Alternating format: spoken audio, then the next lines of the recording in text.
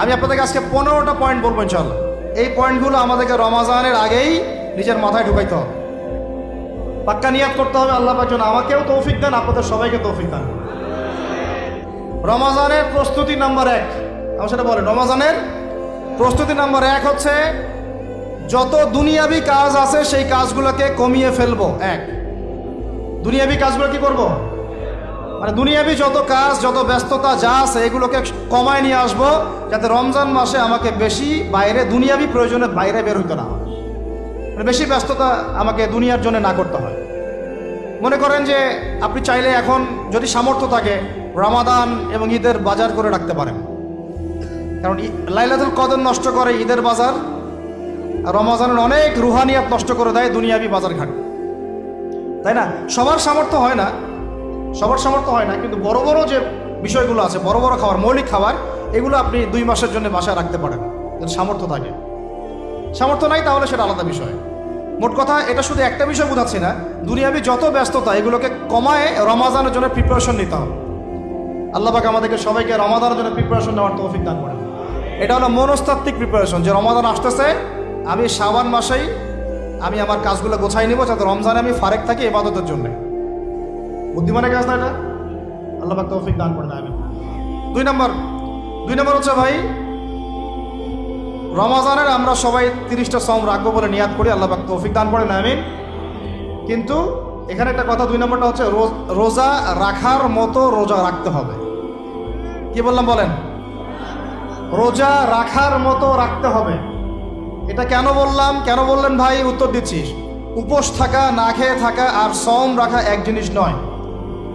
পানি ছেড়ে দেওয়া, খাবার ছেড়ে দেওয়া আর ইসলামী সওম এক জিনিস নয়। অনেক ধর্মের মানুষ খাবার পানি ছেড়ে দিয়ে থাকে, উপাস থাকে, থাকে না?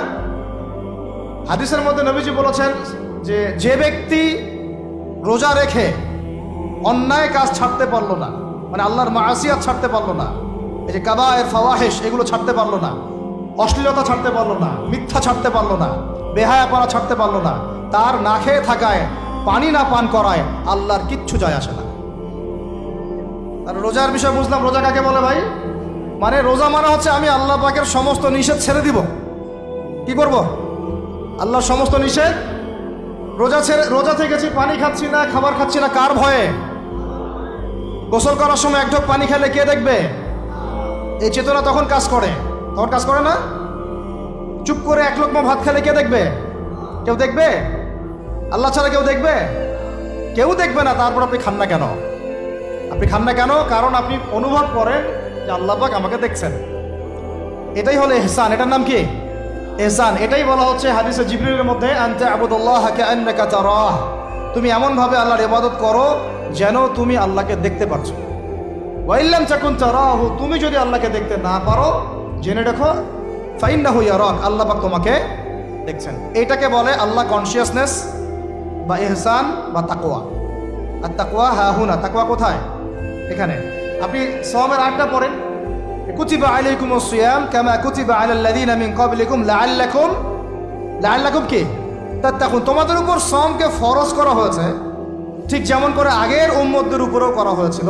উদ্দেশ্য হচ্ছে লাআল্লাকুম তাত্তাকুন, যাতে করে তোমরা তাকওয়া অবলম্বন করতে পারো। তাকওয়া মানে আল্লাহ কনসিয়াসনেস, এই যে আমি খাচ্ছি না, পান করতেছি না, আমি বিশ্বাস করি আল্লাহ আমাকে দেখতেছেন, এই তো। তো সেই বান্দা কেমন করে রমজান চলে গেলেই বেনামাজি থাকতে পারে? রমজান চলে গেলে কি আল্লাহ তাকে আর দেখে না? সেই বান্দা কিভাবে সুদ খায়, তখন কি আল্লাহ তাকে দেখে না?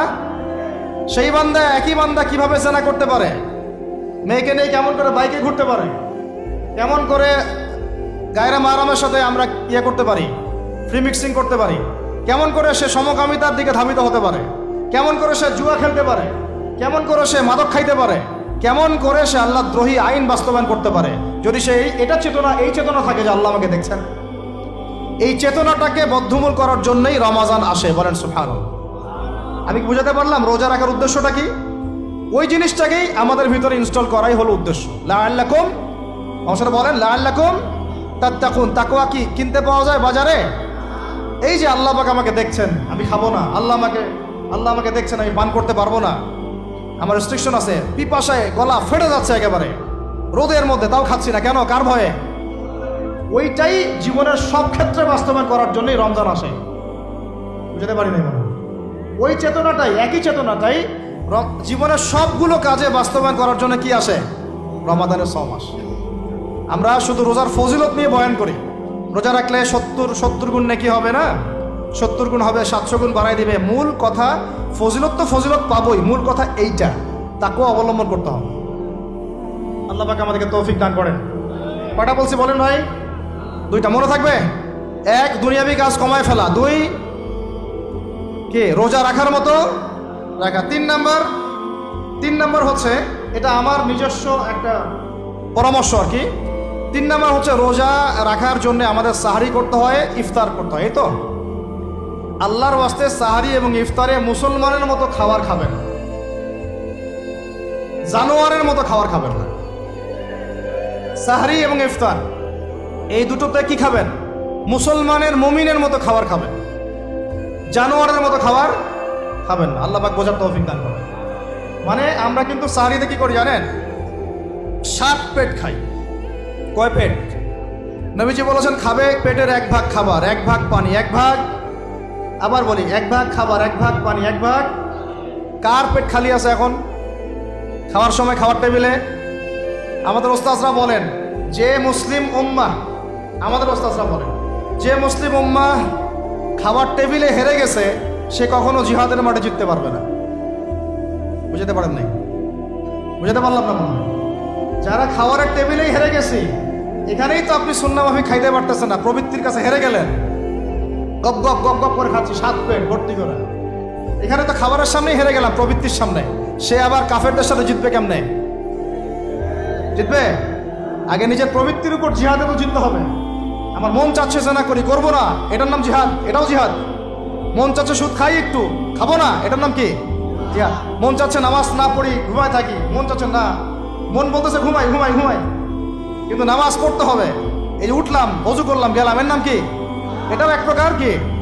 বরং নফসের সাথে জিহাদটা অনেক বড় জিহাদ বলা হয়েছে, বলা হয় নাই? এটা মানুষকে শক্ত করবে। একটা মেয়ে সেটা প্রেম করতে মন চায়, করবো না, ওকে দেখবোও না, যাবো না কাছে, এটা শক্ত থাকার নাম কি?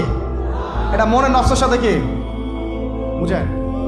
আল্লাহ পাক আমাদেরকে নফস শক্ত করার তৌফিক দান করেন। তো ভাই খাবার ইফতারেও এভাবে 7 পেট খাবেন না, সারিতেও খাবো না, কথা করি তো ইনশাল্লাহ। শোনেন, পরিমিত খাবেন, পুষ্টিকর খাবার খাবেন।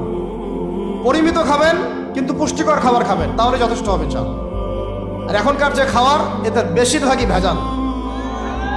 যত বেশি খাবো তত দ্রুত অসুস্থ হব।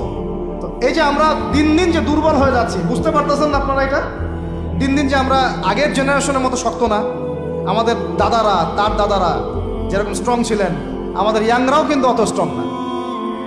একটা ইয়াং ছেলেকে আপনি এখন 50 বছরের একজন মুরব্বীর সাথে পাঞ্জা লাগায় দেন, পারবে না, ও চাচাই জিতবে। এটার কারণ হচ্ছে ভেজাল খাবার, ভেজাল পরিবেশ, ভেজাল সব কিছু। আমরা যা খাচ্ছি বেশিরভাগই বিষ। রমজানে আসছে যেহেতু, এতটুকু নসিহত করি। 3 নাম্বার, যে ভাই আমরা এমনভাবে খাবো না যে খাওয়ার মনে হয় জানোয়ারের খাওয়া। ঠিক আছে ভাই?